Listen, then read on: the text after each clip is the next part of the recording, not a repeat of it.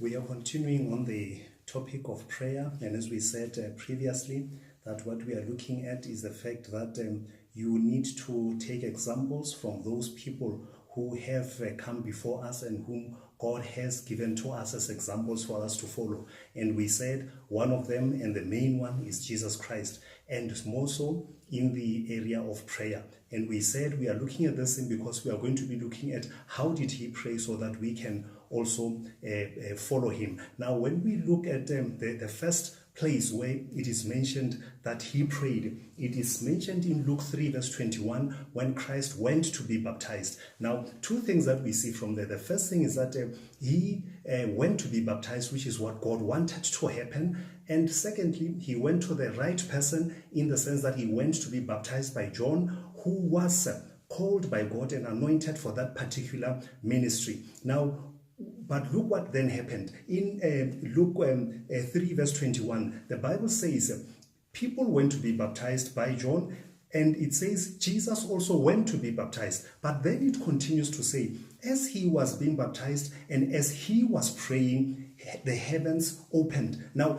look at this thing. We see that the heavens opened, but the heavens did not open because he went to the right person.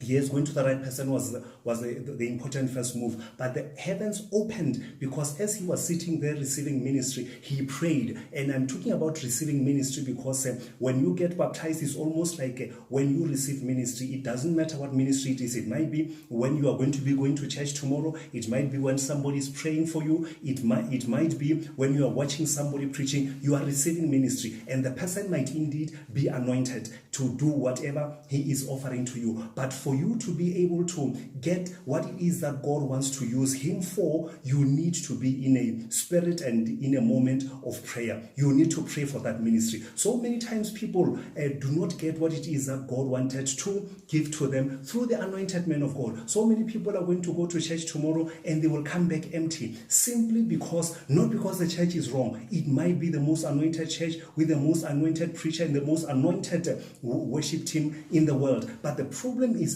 people sit there and they become passive recipients of the ministry. We don't need passive recipients. If you want to receive from God, remember, it is all in your hands. You need to pray. Now, why do you pray?